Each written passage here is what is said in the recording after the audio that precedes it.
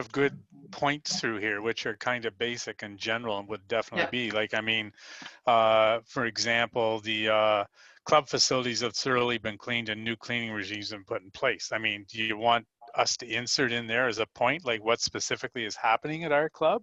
Yeah, I mean, you know, as long as it may not be in this iteration, you know, but eventually, yeah. I mean, that sort of information will have to be communicated at some point to your members and how that's going to be managed. So if that's been determined for this, you know, your version of your return to sport right now, yeah, that'd be great. Okay. Yeah.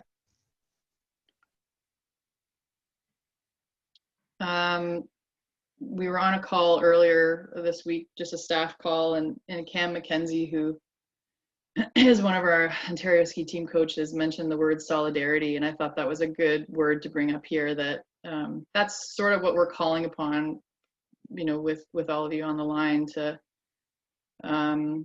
make sure we're all on the same page and we're professionalizing this approach to returning to sport. You do some reading across the country on you know, sport being targeted, or not targeted, but potentially spreading the transmission in certain provinces. And not to say that there isn't solidarity there with those sports that have had challenges, but it's something that we need to, as leaders at our clubs, you know, be really consistent with the messaging and make sure that everyone that's involved in our program shares that solidarity, and that everyone is going to follow the same procedures. And that's why these return to sport plans, you know, need to be communicated and posted so everyone's aware of it, so that we're able to uphold these high standards and have a really happy, healthy season. And not to mention, you know, and I mentioned this on last week's call as well, there's, I think, a lot of opportunities that are afforded to us for this year. And we have to look at it that way, that the competition season may not look the way we're used to, but there's going to be, you know, great opportunity to save some money on travel, stay local, and really amp up our training and fundamental work. So that's sort of the approach we're taking at this point. And I have a feeling that this will be a session we'll probably do again. Maybe it's when we do, you know, every 5 weeks, 4 weeks, something like that. And you guys can tell me if that's helpful as you put together your return to sport plans. But that's sort of my thinking as we move forward with you guys coming up with your plans. So it's not, the call tonight wasn't to be specific and go through that template with you. You guys can ask those questions whenever you like. I thought the value was really having someone like Matt on the line that can speak from experience this past summer, and probably it's continuing with indoor soccer, that he could just share with us some of his learnings. And I'll preface this with, we literally reached out to Matt yesterday, so we put him on the spot. And I'm very appreciative he was able to link in with us today and share some of his learnings. So does anyone have any other questions for me or anything else to add before we pass it over to Matt so he can have a little brief update for us?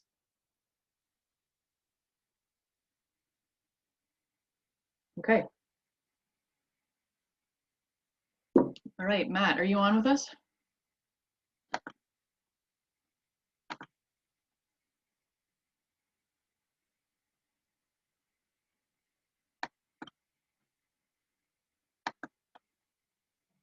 Just gonna get Matt to unmute here. There we go. I'm with you. Awesome. Thanks, Matt. Nice to meet you. You too. You too. Thanks for joining us. An unusual world we live in right now. It is. Are you able to hand over controls? Oh, sure. I'm just going to make you the co-host.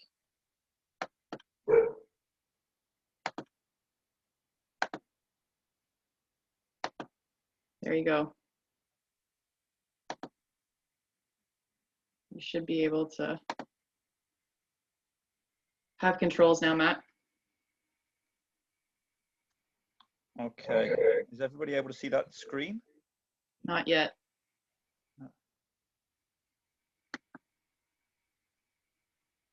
see.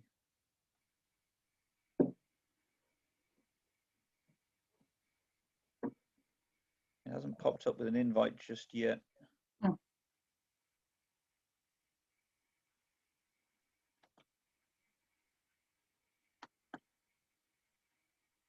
Here we go. Let's see here. Asked to start. My video. apologies. We ended up jumping to WebEx instead of Zoom, so this is a slightly new world for me. Got it. Great. Okay. You can see it now. That's great, Matt. Perfect. So this presentation usually takes normally about 40 minutes, but I'm going to rattle through a lot of these slides. So there'll be a huge information dump. I'm happy to share this with you after the webinar. And we've also got it on our websites at pickeringfc.ca. We have a specific COVID-19 page on our website under club. And that's kind of a resource point for all of our parents and members to go to find out the latest information that we're presenting. So thanks very much to Robin for reaching out to me. I wasn't expecting to do this with a ski group, so this is an interesting dynamic, but I think there's a lot of similar messages that you'll hear here from what Robin's already touched on and that will be pertinent to your club environment. And so I'll just talk to this from a soccer perspective, and you mold it in your minds for your own location. So back in March or April, Canada Soccer came up with a very high level return to soccer guidelines, which really didn't have any meat on the bones. The onus was on the provincial soccer associations to really flesh that out. And Ontario Soccer did a fantastic job. Their return to play document is available on their website and is updated quite regularly and had an awful lot of information in there. It's about a 70 or 80 page document. It talked really about the risk management and the protocols. It didn't then get into the nuances of each specific club location, the fields that we have, or the facilities. So we've had to build on that. And then we have a regional soccer association here in Durham region that really just forwards a lot of the information onto us from Ontario Soccer. So as we explained it to our members, we're dealing with the sport specific stream here and what they want to see from us. And then we've all been through this summer and this fall, you know, Prime Minister Trudeau's message at 11 a.m. followed by Mr. Ford's message at 1 p.m. and how that affects what we're doing from a sport perspective and within our own communities. And then waiting to hear what comes from the City of Pickering in our instance and Durham Region Public Health and how that impacts what we're doing as a club. And I'll say from the early start, it was really federal and provincial messaging that has impacted us. From a regional and from a city perspective, it's really been quite quiet.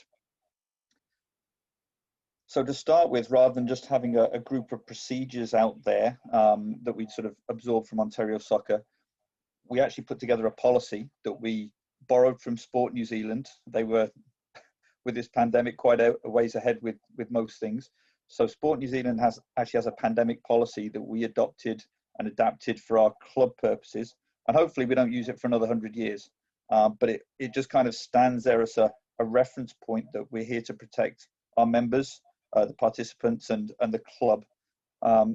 So the policy's there. We then build the procedures that are specific to COVID-19 and then wrap that up into a plan which we communicate as regularly and as often as we can with our membership. So again, pandemic policy, which is again on our website. I won't go into that in too much detail. So then specific to COVID-19, these will be the sort of the symptoms and the checklists that you'll all be very familiar with. We know that they've now evolved that from a school perspective into two sort of connected checklists. But at this stage, Ontario Soccer is still working from the one list. So we won't change our direction until we hear from Ontario Soccer. So we're saying to people, if they've got any of those symptoms, and then if I click through onto the next slide, if any of these relate to you as a player, but even as a coach as well, we have to think about our coaches and our match officials, then they're not to come to practice. And they should obviously seek medical guidance if they need to have a test or not, and go through those protocols. And this was something that was really upfront from Ontario Soccer, that we needed to have this for every session. And I'll talk about how we do our checks and balances there shortly. So again, kind of our flow chart Section 1 is sort of around the specifics of if somebody has the symptoms. 2 is whether they've either had COVID in the last 2 months or been in contact with anybody. 3 is if they have any underlying conditions. We certainly have some participants in the club that could be at a heightened risk. And then the 4th is just a general one around any underlying injuries. And providing they can answer no to each of those, we're more than happy to see them at the field each evening. So from an Ontario soccer perspective, they had a phase 1, which was very limited to 1 player, 1 ball, and within a 6 meter by 6 meter area. And different clubs sort of varied that, but that was the minimum space. So every kid brought their own ball. They didn't touch any of the other players. They didn't touch any other kid's ball. It was very, very isolated. We got through that safely. And we actually jumped. Well, phase 2 kind of lasted a week. It probably should have or could have lasted longer, but because things were looking so good from a sort of contagion perspective, we were able to jump quickly through to phase 2B, which is where we're at right now in Durham region. But because of the situation in Toronto, Peel, and Ottawa, those guys have actually had to jump right back to phase 1. So right now here, middle of October, we're able to play full games against other clubs within our region. We can play inter-club games within our own squads. Pretty much everything looks like it would normally look. There's a couple of minor changes to the rules and some additional sanitization. But the clubs in those other regions have jumped right back to where we were at the start of July with that 1 person, 1 ball, and they're going to have to stay like that for 28 days. So it's really interesting and I'm sure you guys will see it from a sport perspective, how some clubs are at somewhat of an advantage and are able to move forward now and have tryouts and attract some other players. The clubs in those regions are really locked down back to where they were 3 or 4 months ago. So this sort of is a page that we've taken directly from Ontario Soccer. Some things we put our own flavour on, which I think was one of the words that was mentioned earlier. And some things it was just safer to say, you know what, let's not get too creative. Let's take exactly what our provincial body is guiding us to do and to say, and to use that. So we talked about the self-assessment. Transportation hasn't been too bad during the summer because families would come on their own to the field. But we do get into sort of stages in the season where carpooling is popular, and we're really telling parents at this stage, avoid it at all costs. It's not that they can't do it, but we just wouldn't encourage it. Hygiene, so no handshakes or high fives before or after the game. And another one that's important there, so the families, when they return home, have some sort of household protocol when it comes to where does the soccer ball go, where does the uniform go, is it straight in the wash, how do they manage all of that.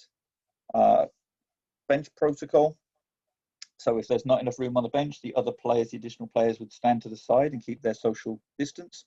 Our coaches have worn face masks and rubber gloves right the way through since July for every session, and they'll continue to do that into the indoor session, just because they sometimes get closer to the players or have to reach in and do a demo. So they need to be additionally protected. We'll talk about the tracking presence and then the infrastructure there, bottom right. So we're just about to move indoors. Next Monday is our first indoor sessions with the club as a whole. From the City of Pickering's perspective, they followed Ontario government's guidelines around only having washrooms open but not changing rooms. So outdoors, our parents are all aware of that, and the players were aware that only the washrooms would be available. And that's continued on into the indoor season right now. So our washrooms in the facility will be open, but not the changing rooms and not the water fountains and the water fill-up spots. Okay. So just quickly, we're pretty proud as a club of the diverse groups that we have. And we've probably got the best special needs soccer program in the country. So we kind of are really proud of that and really focus on those players. So there are some additional needs, some underlying needs that we need to be aware of with that group of players. So we've just thought that step ahead about what they would need and what's safe for them, as well as our walking soccer group, which is usually participants that are over 55 years of age. So there may be just some other heightened needs there or underlying conditions that we need to be aware of. I will say these are 2 of our groups that were the keenest to get back on the field. So great that we've been able to start them back last week, and they're doing very well. Okay, so I'm going to skip through this. This is the program outline. Okay, so we use a registration platform called Sports Engine, which is a company out of Minnesota, and they provide our registration tools so that when everybody goes online and pays and registers for a program, they use that system. Sports Engine also offers an app that we can use for tracking players. It could be just used in general for any session, and it was probably underutilized by us until this point. But now we've sort of repurposed it for our contact tracing perspective. So you'll see there that top left graphic has the PFC office staff. It has a schedule and a roster. So we've created one of those for each team. The team manager or the head coach goes in and lists every training date and any games that they may have in that schedule. And then so all of the players and the parents are able to download this app and see their schedule. What then happens is that next screen, if I were to click on schedule, shows the list of training dates, times, and locations. And then I, as the parent, would go in there and click to confirm that my son or daughter has no symptoms, they've not been in contact with anybody that knowingly has COVID, they've not been out of the country in the last 14 days, etc., etc. So by checking yes, they're basically saying, me as the coach or the parent with the player is safe and well to come to practice. If they click no, two things need to happen, and I'll talk about those in a couple of slides. So this is our way of knowing who's at the field at any given time. So the Coach Pat can turn up at the field 15 minutes before practice starts, open up the app and see all of the players that have clicked yes and any of the players that have clicked no. And if any player turns up that the parent hasn't responded, we send them back to the parents in the parking lot, and they need to confirm that as a yes before they come back up to the field.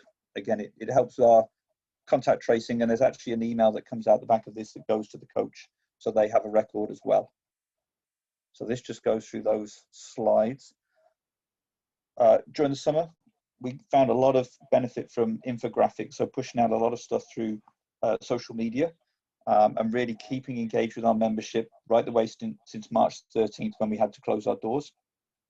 So we worked April, May and June with a lot of webinars with our parents and the coaching staff, doing socials online as well to keep them all in contact, and then pushing out some additional communication around what some of those guidelines were going to be. And this was one, I'm one of those guys that really benefits from infographics and a quick glance at what those reminders are.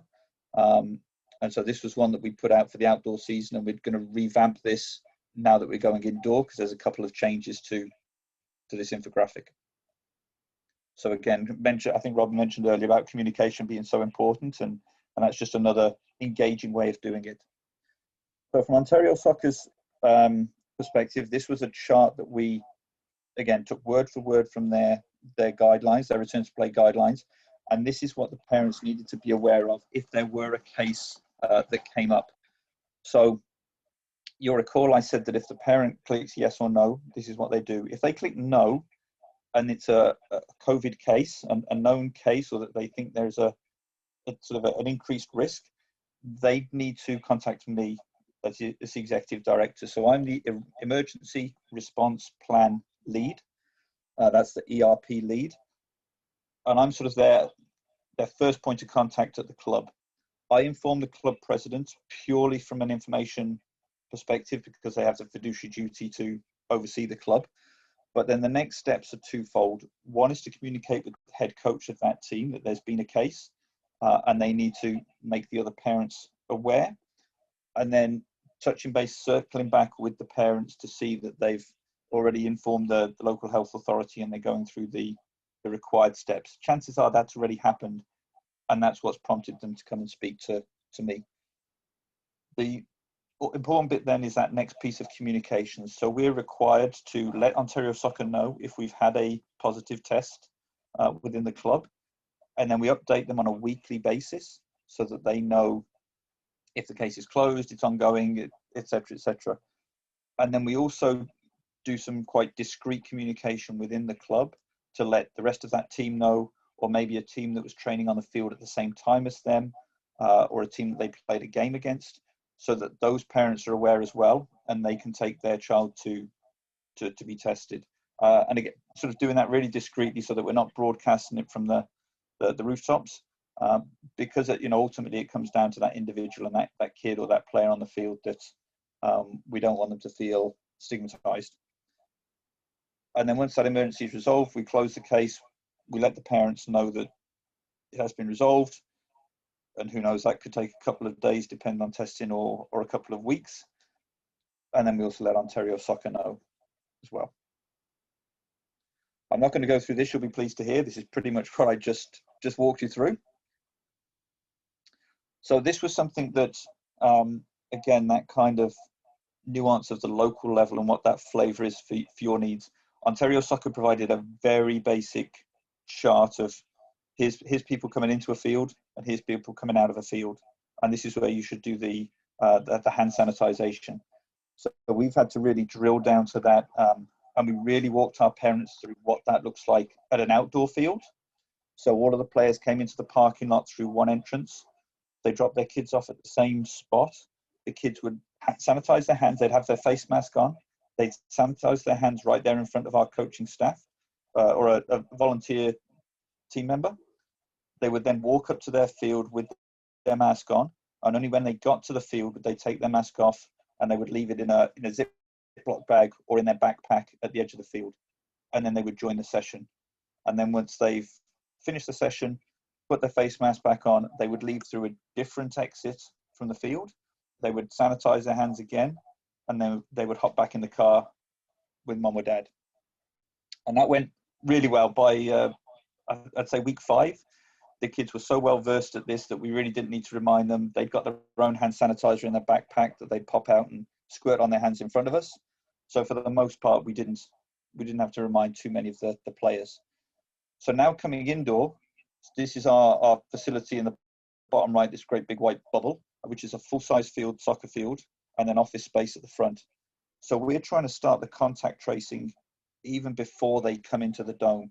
So if they're coming onto field A and B, they were going to one parking lot. If they're going to field C and D, or they're using our track, they go into a different parking lot. This is the front of the dome, kind of heading right in through the front doors. So if they're on field A and B, they're coming through the left-hand door. Field C and D in the track, they're coming through the right-hand door. This video, but this is about a 2.5-minute video. It shows a couple of our players walking into the dome and going through the protocols, but it is on that web page that we've created. So then once they come through the revolving doors, this is our field setup, field A, B, C, and D. And then we have sort of a, if I jump forward, a clockwise flow of traffic for kids. If we see that yellow line, they're going to follow the corridor up the left-hand side of the field, onto the field at the very top end there, meet their coach, do their session, and then when they pack their stuff up and leave, they're leaving the field at a different exit point. And we've got that for every field, so that there's a clockwise flow of traffic, and the field times are also staggered as well. So there's a 15-minute stagger between each session, and that enables us to also sanitize the fields as well. So we just spray them with a sort of a Swish brand disinfectant, and wipe down any of the goalposts, that sort of thing. And then the next team is allowed to come on, but only when that sanitization is complete. We've limited the parents in the facility, and we'll see how that goes. They come back on Monday, so we'll see if we get any backlash. But 8 years and younger, we're allowing one parent in the facility with them. 9 years and older, the parent drops them off in the parking lot, and then the child comes in and does their session. And we've got a couple of school teachers on our board that when we were umming and ahhing about this, they said, look, kids are already doing this. They're already used to going into school, following the process, keeping to the left in the corridor, sanitize. They're probably better versed than we realize at this. So from a sport perspective, we should be able to do this quite simply. The main reason I think for our video that's on the website was so that we could give some of those other parents a peace of mind that this is what it's going to look like. You know, don't be daunted about your kid walking through the doors and what the heck's going to happen.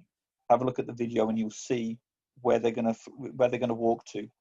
We've put additional facility staff on for at least the first month so that they can help the players and remind them about what they need to do on the way in. And we've also opened the doors to parents and coaches to say, if you want to come down before your first session and walk everybody through it, that's totally cool as well, and give everybody that peace of mind before they all come in next week. The provincial limit, at least for Durham region right now, is 50 spectators. So if we did get to that point, and as you can imagine, with having those separate walkways for each field, that's really limited our spectator space. So if we hit that limit of 50, or the facility staff feel that it's too tight and people can't socially distance, then we'll just cut that off, and those other parents will unfortunately have to go and wait in their car. We don't foresee that being a problem. Again, Robin had mentioned something earlier about the interest in participants coming back onto the ski slopes, and I think sports in general must be quite similar. From a competitive perspective, we had about 86% of our parents and players said, yep, they want to get back as soon as possible, and they were happy. The other 14% said, call me when there's a vaccine. And then on the recreational side, our numbers have been hit by about 80%. So normally we would be at about 750 players from 3 to probably 30 years of age coming in for recreational soccer, and we're at about 100 right now, if that. So the different types of sport participant you've got will definitely be shown in those numbers. So lobbies and corridors and no waiting areas. It's really just a flow through for the players. No hanging around for mums or dads waiting in there. They have to stay in their car, which is going to be interesting when we get to the colder months. So we'll prepare for that. And then just reminding them to respect the facility staff. We know there are, hot button moments. A parent's been stuck on the 401 in a foot of snow and they're sick to the back teeth. We don't want them taking that out on our facility staff when they get there, especially because the main focus of those facility staff is to keep those players safe and help them move through the facility in a safe, sanitized manner. Similar for the coaches, that responsibility of having the players on the field and getting them off at the right point promptly so that we can do the sanitization, and then working with the parent volunteers to make sure that they get in and out of the field quickly. And we have in the past had sort of a kiss and ride at the front of the dome. We've blocked that off now so that our front row of parking spots is not going to be accessible to the public. We have some accessible parking spots that will of course be used, but everybody else, that will be sort of a pedestrianized area so that there's room for players to spill out into that first row of parking while they wait for mum or dad to give them a wave or get out of their car to come and take them back to the car. Similarly with the parent responsibilities, we talked about the age groups, but having the players ready when they get to the dome. So have the players fully dressed, a labeled water bottle, make sure that their kids got their face mask on and personal hand sanitizer in the bag. I will say we did have some parents that were concerned about the hand sanitizer and the alcohol content. And we're not the sort of the hand sanitizer police. If there's a family that has a specific product that they would prefer to use that's maybe a little bit is more natural or has less alcohol, then we're totally fine with that as well. They just need to make sure that they are using that when they come into the facility and then when they leave. And one of the other things that was in the Ontario Soccer Guidelines was around avoiding keeping lost and found as a facility operator. So I'm sure you guys have got much more expensive equipment than we have, but some of our tracksuits are a little over $100, and it breaks my heart when I see them left at the side of the field. So we've emphasized that to the parents to make sure your kids are rounding up their stuff.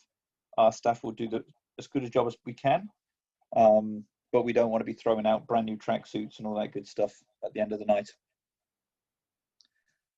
So finally, almost there, communication, which is key. So from the risk management perspective, we did 3 webinars, one for our grassroots players, which is U8 to U12, one for our competitive players, which is U13 to U21, and then we did a separate presentation for our high performance players. And we actually then recorded the whole presentation to send a direct link to our recreational parents so that they could play the video at their leisure, just so that there's no opportunity for somebody to say they didn't know. we made it very public that we were getting this information out there, that we were putting it on the website, and that we would put some of this information up on the screens as well. So as the players are coming in and the coaches are coming in, they're going to be reminded as well. So we have kind of our internal director of soccer operations, our kind of head coach, who would communicate with each of the team head coaches, our competitive administrator that talks with the team staff. Each head coach, if they want to do their own webinar, could do as well. We'd set them up with a WebEx account to do that. And then the mandatory sports engine checklist, the yes or no, make sure that that's been communicated back to us as a club. We've done a weekly club email every Friday afternoon or evening, goes out. It started March when we had to close the doors just to keep members engaged. And what we've now done is morph that into program specific sections within that newsletter. And we'll start to update them when we get back indoors fully, so that they know if we've learned anything or anything that we need to change.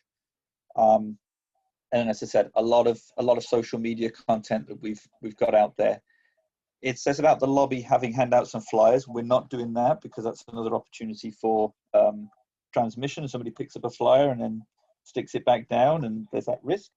But we will put a lot of information on our monitors. We have probably too many monitors in our lobby, so we'll bombard people with those reminders and those infographics.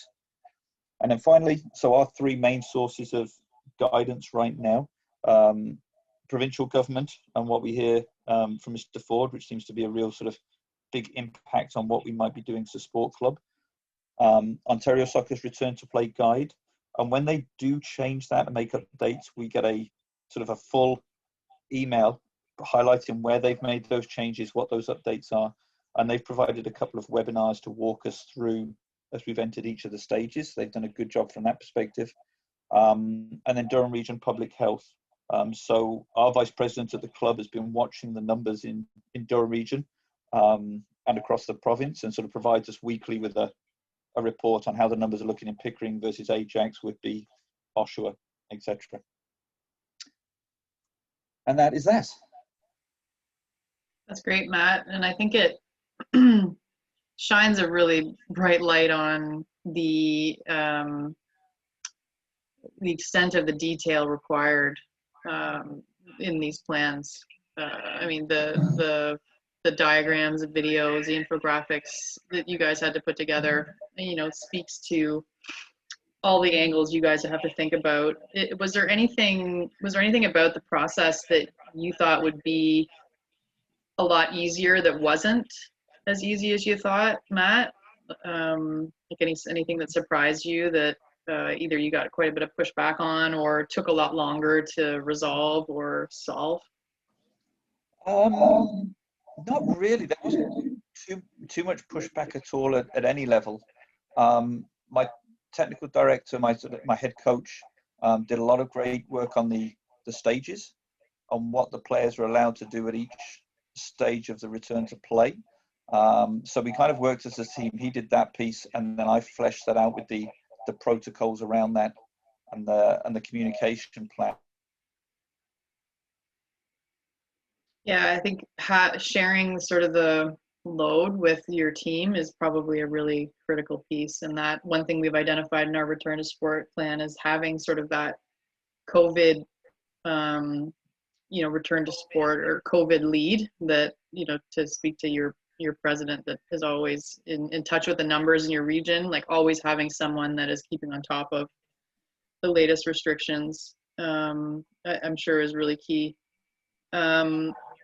One question I had, which doesn't seem to be talked about a lot, and it maybe wasn't initially part of the planning for you with soccer, was the involvement of parents. Like our return to sport plan is pretty specific to athletes and coaches, but as of late, we've had to talk a little bit more about the involvement of parents in the sport, whether that's on camps, away camps, and then, as spectators and being involved in the sport. So, from the get-go, was the parent component infused into your return to sport plan, or was it kind of brought in after the fact?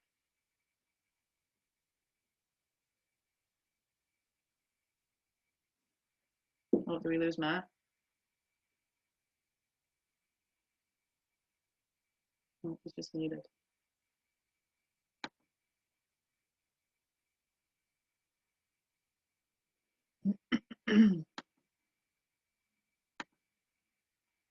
Well, I'm just trying to get Matt off mute. Does anyone have any questions for Matt or myself in regard to his presentation, or any questions that we can take away to answer for you guys? You can either drop it in the chat or raise your hand and I can unmute you.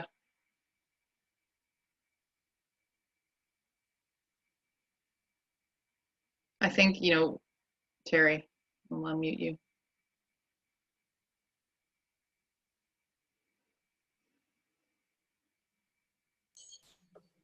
Yeah, is there a plan to be developed with the clubs? I mean, is there a criteria that's being set up? I know clubs are setting up their own things, but how are we working with the clubs for setting up things? Washroom breaks, I mean, that's often been an issue with development kids, that they get out there and you've got one coach, you got 6 people. It's going Sure. to be a little different this year. So are we looking at and working at things with the different clubs on how, so there's sort of a uniformity, I guess, between clubs on procedures? Yeah, that's definitely going to be a unique scenario to each venue. So those are going to be conversations you'll have with your venue, and when and if there is, some racing happening at the property where you're having other athletes from other clubs come onto the property, there's going to be, pretty detailed outlined component of your race notice that details all of those specific protocols at your local venue. So it is going to be very specific to your local venue, but in that return to sport template and a lot of those other checklists, risk mitigation, assessment documents, there is, it's very specific. It talks about exactly that, Terry, like, how are you going to deal with volumes of people indoors? And that's really the bottleneck for ski racing. Yeah. is the indoor spaces. So that's really going to be the component that you got to really flesh out with your local venue to figure out how you're going to manage that. And if anyone's on the call that has started those conversations and might have something to share with Terry, by all means, you can toss your hand. You're welcome, Terry.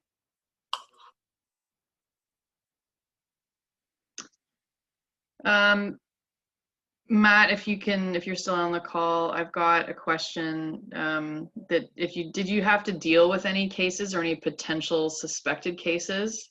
And did it go, based on the protocols you put in place, was it fairly smooth to go through the process, or was there any learnings or takeaways there?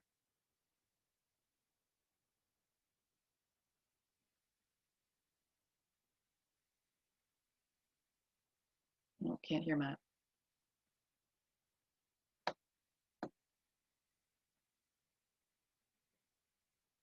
Not sure why I can't hear Matt. Does anyone have any other questions? So a couple takeaways for me from Matt's presentation was really that reiterating the need for really good communication, and to Terry's question specifically in regard to what's going to happen uniquely at each venue. That's really important, and those are really important conversations to start having if you haven't already.